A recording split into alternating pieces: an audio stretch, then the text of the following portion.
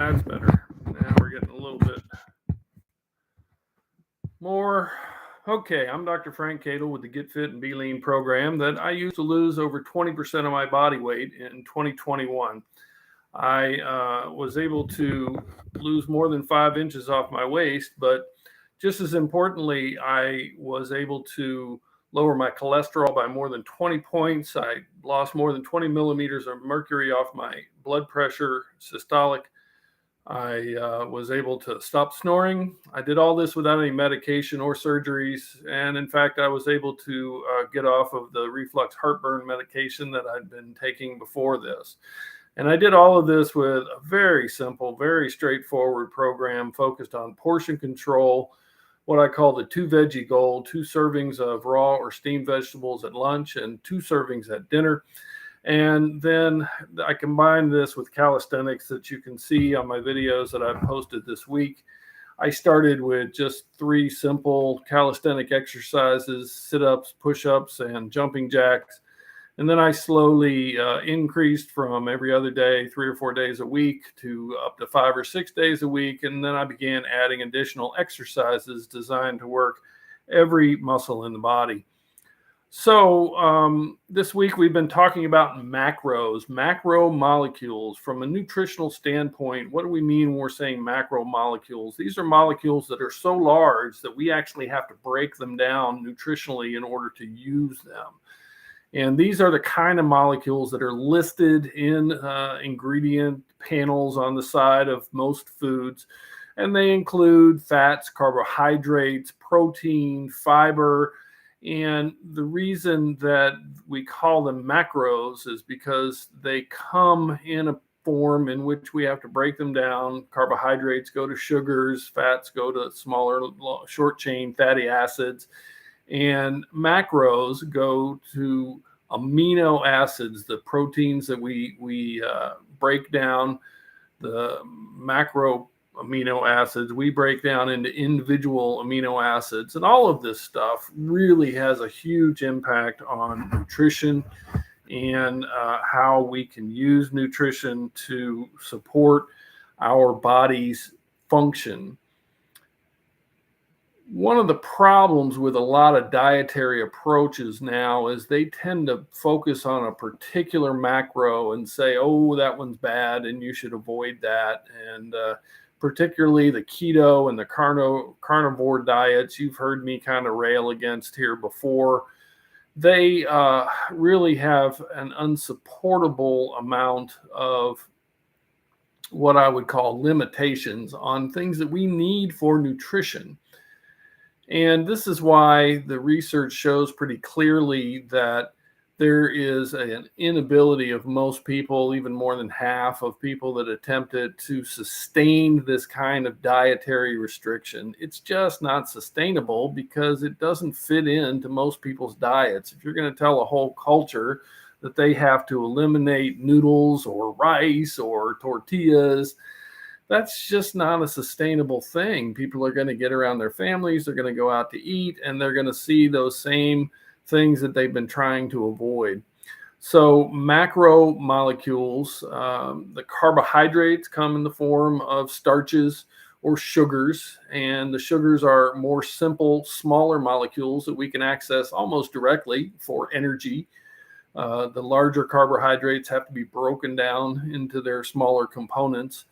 With proteins, it's even more interesting because proteins from animals come as a macromolecule containing all of the amino acids that we need, all the essential amino acids that we cannot formulate on our own.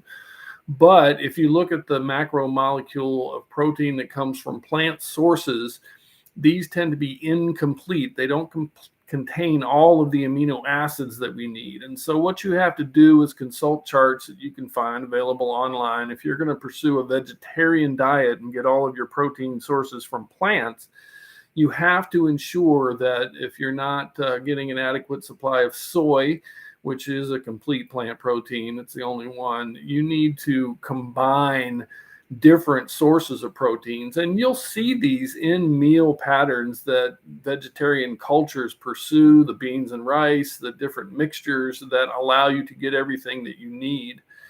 But a very interesting study that came out, I think it was just this week actually, on macro content of dietary restrictions.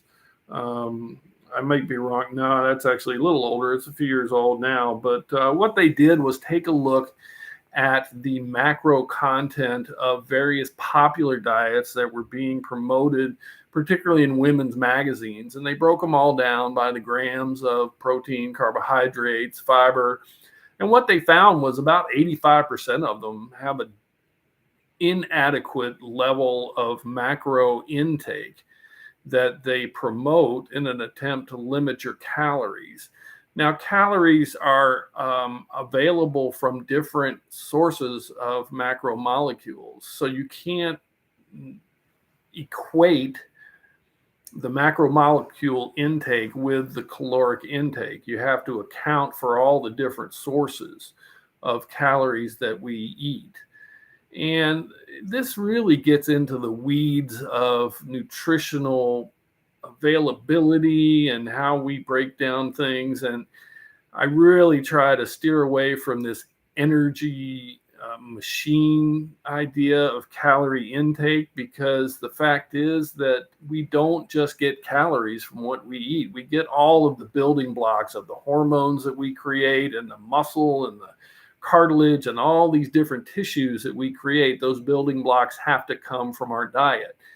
And so while there is calories, there are also a lot of other stuff that we have to pay attention to. And it becomes very challenging if you want to break all this stuff down by the individual micro and macro molecule necessity that we have. I don't find any of that stuff. If you've seen how I've approached the Get Fit and Be Lean program, I don't even count calories, because I don't think that's something that I'm going to pursue in the long term. What I do is I look at portion control. What is the single sized human portion of this particular food that I'm eating? How can I help myself limit my intake to that single sized portion? And if I can do that, and I can maintain a good activity level, I can then achieve the kind of fitness and nutrition and lean physique that I want to achieve without having to go through big deprivations. And I'm going to post some of the meals that I've eaten while I dropped 20% of my body weight. And I think people are a little astounded that I continue to eat all these different kinds of foods, because the fact is, it's not the type of food that I'm eating that really is what leads to my own obesity and morbid obesity. When my blood pressure was up, my blood sugar was up, and my cholesterol was up, and I had a 42-inch waist. It's a question of how much I eat and what my activity level is. Now, I do like to go for maximum vegetable intake with the 2-veggie goal. And that is 2 servings of raw or steamed vegetables at lunch and 2 servings at dinner. And I find that if I do that, then my satisfaction, my satiety level with the overall dietary intake that I have is higher, and it assists my intestinal function so that I'm getting the maximum amount out of what I eat to help my body absorb and eliminate all of the byproducts of our biologic processes. But I get concerned. This is really the first time I've taken on this topic, even with all the posts that I did on TikTok before I got on YouTube and Instagram, because knowledge can be power, but knowledge can also just be extraneous stuff that doesn't really help you if it's not applicable to your daily situation. So the fact is that while I do want to acknowledge that people like to know about macros and they have questions about macros, questions that I'm happy to answer. If you want to put in a comment or any kind of retweet or whatever you want to do as far as asking questions about the Get Fit and Be Lean program. But in general, I find that biochemistry and nutrition are very complex topics, and trying to keep that stuff in your head is a lot different from trying to eat nutritious and healthy meals that satisfy you without leaving you maintaining a caloric excess that leads to ongoing fat gain and weight that you can do without. So I think that I'm going to talk a little bit about micros and how important they are this week. And I'm going to do another live next week on micromolecules and all of the different vitamins and minerals and some of their sources. But I do want you to understand that I don't believe that anybody who pursues a wide and varied diet is going to benefit from most nutritional supplements, whether they're micromolecules, macromolecules, proteases to break stuff. I just think all of that stuff is unnecessary for the vast majority of people. And oh, thank you. I got a central fan in the house. And for most folks, you know, what I've heard time and time again from the gastroenterologist and the nutritional specialists that I know is that Americans have the most expensive pee in the world. Because the fact is, when you're taking 4, 5, 6 times amount of particular vitamin or mineral that you need, for one thing, it can cause problems. You can actually get poisoned by vitamin A if you eat liver of polar bears and that kind of stuff. But the other thing is that it's just money that's wasted. It just goes right down the toilet. It doesn't benefit you in any way. There are dietary and nutritional insufficiencies. People do experience those. But I'm a firm believer that before you start really trying to correct somebody's nutritional deficiency, you should assess it based on laboratory studies of their blood, both on a fasting and fed state. And so I would strongly encourage you not to engage in, like I said, with the macros, there are people who are going to give you a specific recommendation of how many grams you should get of a particular thing. And those are readily available on the internet. And I'm a firm believer in the FDA and other sources for that. But if somebody tells you personally that you need to restrict your carbohydrates to a specific amount per day, or that you need to achieve a certain protein load because of some program they've got you on, be very skeptical. You do not have a protein powder deficiency, okay? You probably don't need to take any of that stuff if you have a wide and varied diet that focuses on fresh vegetables, fruits, lean meats, and just lots of different sources of nutrition. I think that you'll find that you get just about everything you need. Now, there are vitamin deficiencies. I'm going to talk about those next week when I talk about micromolecules, but just really be suspicious of anybody who tells you you have a dietary deficiency without actually knowing you, or what your activity level or your age is, or if you're pregnant, or if you're healing from some major injury. All of these things cause vastly different requirements in our nutritional intake. And I'm a firm believer in licensed, registered dietitians and physicians taking that information and applying it to your own individual case, because I think you will benefit from that.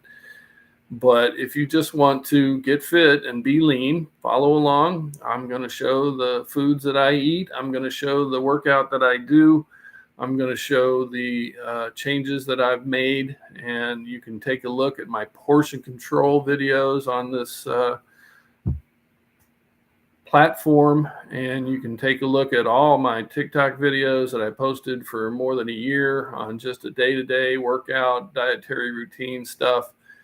And if you have any questions, please drop them in the comment section, and I will be back next week, hopefully with a little bit less technological screw up, but it's still a learning process. Thank you very much for attending, and I appreciate everybody coming by.